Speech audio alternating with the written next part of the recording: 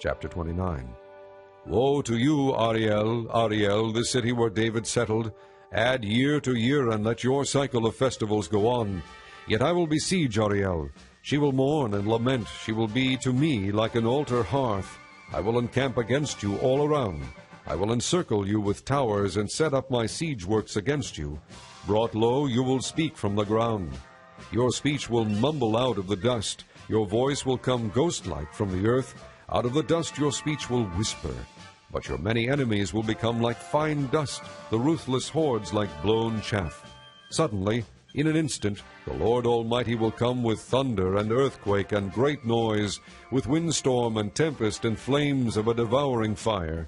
Then the hordes of all the nations that fight against Ariel, that attack her and her fortress and besiege her, will be as it is with a dream, with a vision in the night, as when a hungry man dreams that he is eating, but he awakens and his hunger remains, as when a thirsty man dreams that he is drinking, but he awakens faint with his thirst unquenched.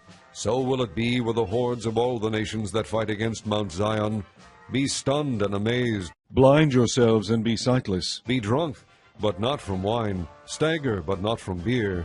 The Lord has brought over you a deep sleep. He has sealed your eyes, the prophets. He has covered your heads, the seers. For you this whole vision is nothing but words sealed in a scroll. And if you give the scroll to someone who can read and say to him, "Read this, please," he will answer, "I can't, it is sealed." Or if you give the scroll to someone who cannot read and say, "Read this, please," he will answer, "I don't know how to read." The Lord says, "These people come near to me with their mouth and honor me with their lips, but their hearts are far from me. Their worship of me is made up only of rules taught by men. Therefore once more I will astound these people with wonder upon wonder.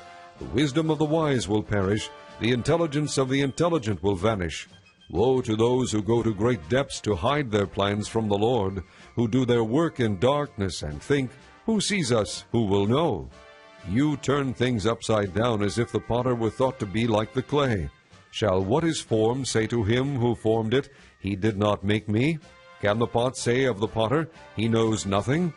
In a very short time will not Lebanon be turned into a fertile field, and the fertile field seem like a forest? In that day the deaf will hear the words of the scroll, and out of gloom and darkness the eyes of the blind will see. Once more the humble will rejoice in the Lord, the needy will rejoice in the Holy One of Israel. The ruthless will vanish, the mockers will disappear, and all who have an eye for evil will be cut down. Those who, with a word, make a man out to be guilty, who ensnare the defender in court, and with false testimony deprive the innocent of justice.